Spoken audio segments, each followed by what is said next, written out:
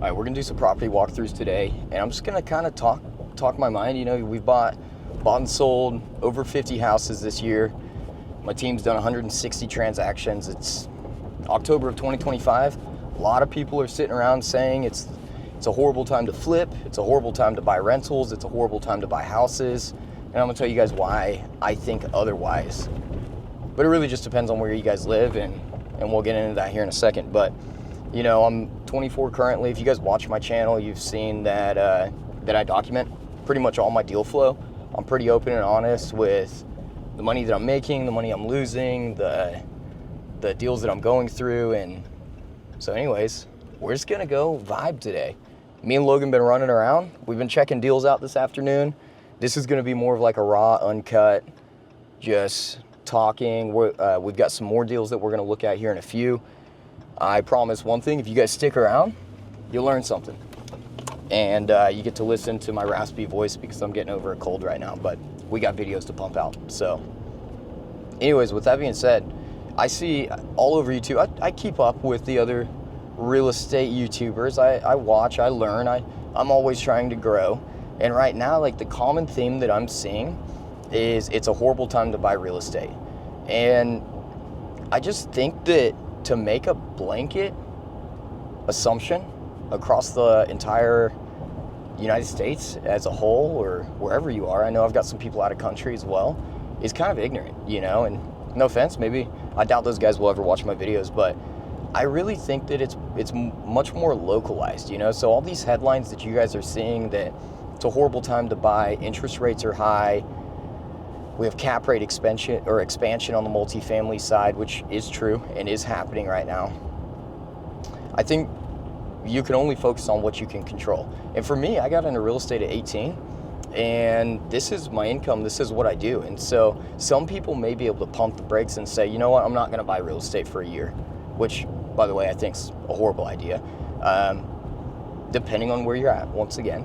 But other people like me, this is what I depend upon, you know. And so so I don't really have a choice to just sit around and say, you know what, I'll just pump the brakes and not buy real estate this year, because my family depends on the income that comes from the flips that we do and the rentals that we hold and stuff like that. And so, you know, right now, and why you guys haven't seen as many rentals on my channel over the last couple months is because the rental market is extremely soft right now. And so, you know, just me knowing a lot of the investors in town, I currently hold 58 units. Some of that's commercial, some of that I've got salon girls, you know, I own a salon, we own some industrial, some retail space.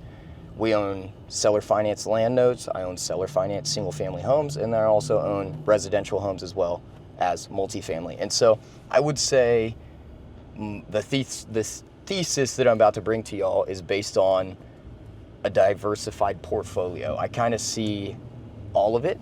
I see who's struggling, who's not struggling, and I can just tell you guys that a lot of the market is struggling right now. It's tough.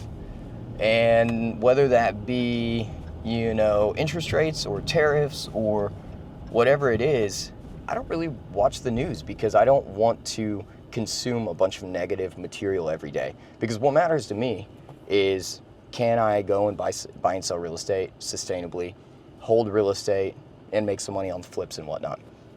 And so anyways, you guys haven't seen many rentals on the channel because when I started posting back in June is kind of when I started to pause on the rental side and start increasing more of the flips so I could build up some cash to go buy a little bit larger deal.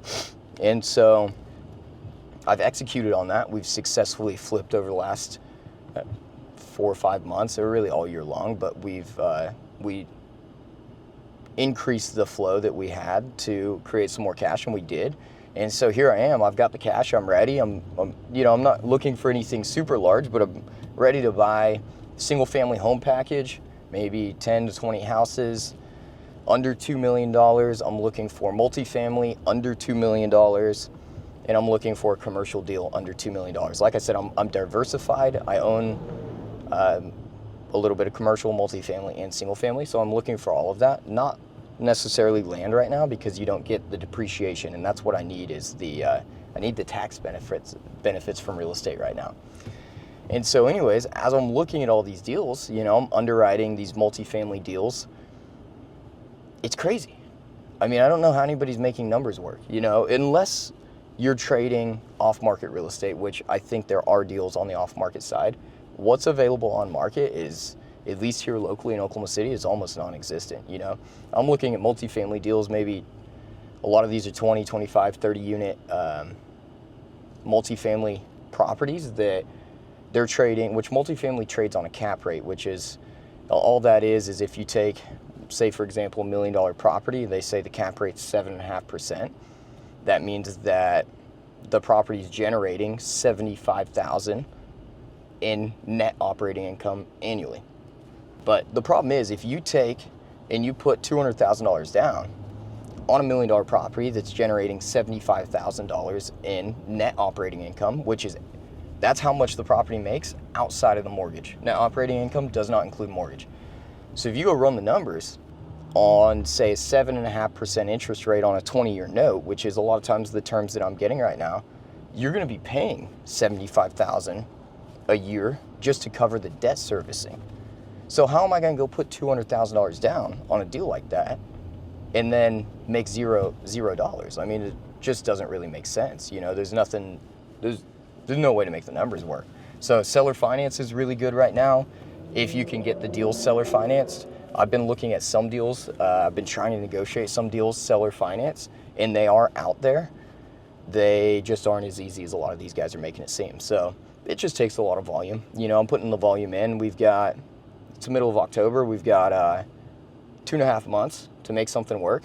The problem is, when you look at these larger deals, they usually take 60 to 90 days to close. And so we're on a bit of a time crunch right now. So I've kind of resorted to looking at a lot of single family deals and locking up a shitload of single family houses, because if I can't get to $1 million to $2 million property, then I can just go lock up 15 to 20 single family deals and I'll just hold them in the portfolio. Back to my point though, about the rentals. The same thing that you're seeing on the multifamily side and the commercial side is also happening on the single family side. Deals just don't really cash flow, you know? And so I get asked a lot, like, why aren't you holding more rentals? Why aren't you holding more rentals? Well, the thing is, I'm doing quite a bit of seller finance deals. I don't talk about them as much. They're just kind of like cut and dry, you know, on how they're done. But I am doing a decent amount of seller finance deals. I've probably done 7 seller finance in the last couple months, and they make a good amount of cash flow. But the downside to that is they take a little bit more. I have to underwrite them. I underwrite per Dodd-Frank. I have an RMLO. There's a little bit more intense to do. And then on top of that, you can't get the depreciation like you can on a single family house. There are some investors out there that will depreciate a property that they own or finance. I won't do it. I don't think it's right, because you've technically sold the property. And so to offset that, I am buying rentals and I'm holding rentals, but the $300, $400, $500 in cash flow that I make on a seller finance deal, I'm losing $200, $300 on a rental. And so it's like a yin and a yang. You know, my investing strategy is constantly changing right now, and you guys will see that as you watch my channel.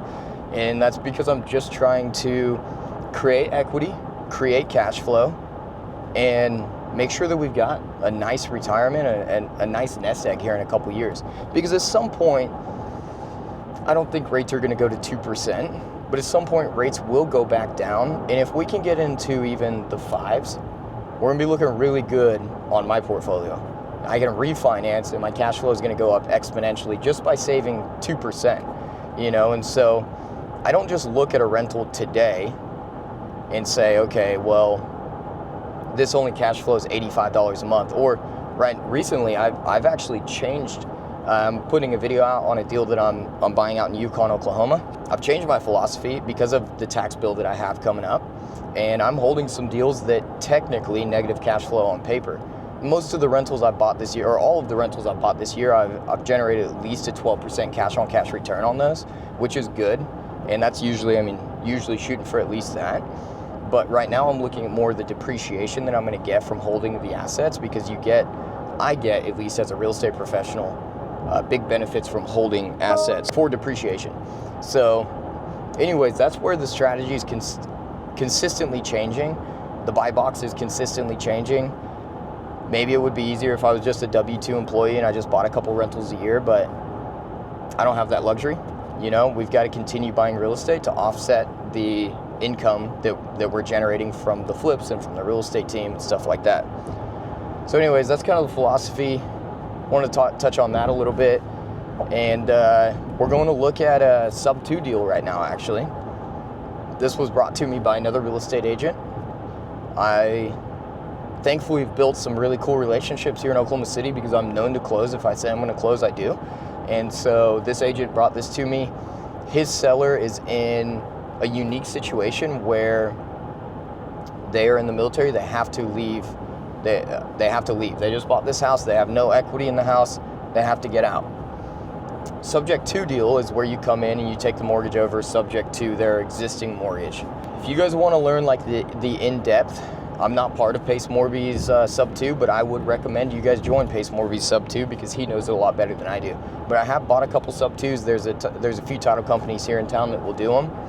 And I really only bought one. I almost bought a second, but what was owed on the mortgage came in exponentially higher than what the seller had said it was. So the one that I had bought, I ended up turning around and flipping because I got nervous. And the big risk of a sub-2 is you have what's called a due on sale clause, which is where if the bank finds out, they could call your note due. And so anyways, I got nervous and just flipped the property and sold it. But we're going to look at this one. Seems like she's got a pretty good interest rate. We're going to see, you know, maybe we can put some money in the seller's pocket and make the numbers work.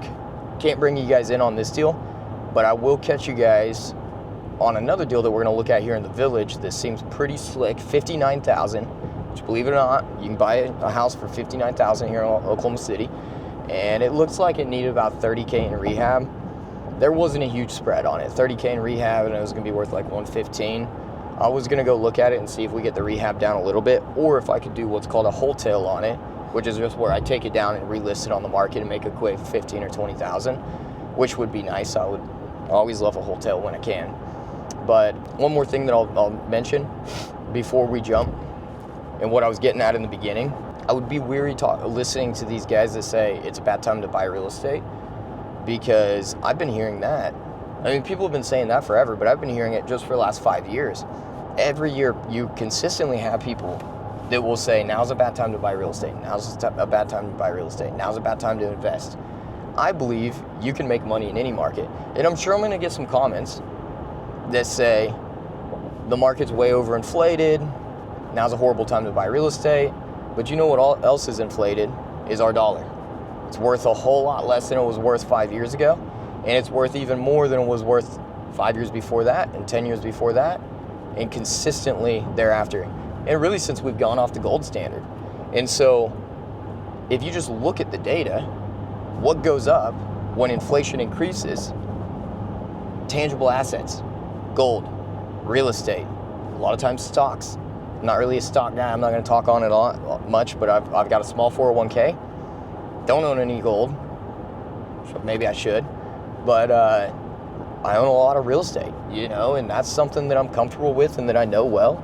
And so, like, for all these guys out there that are like, the market's going to come down, maybe it will correct. But I also think you have to look at it outside of the market as a whole. The whole United States is going to go down. That's an ignorant comment, in my opinion.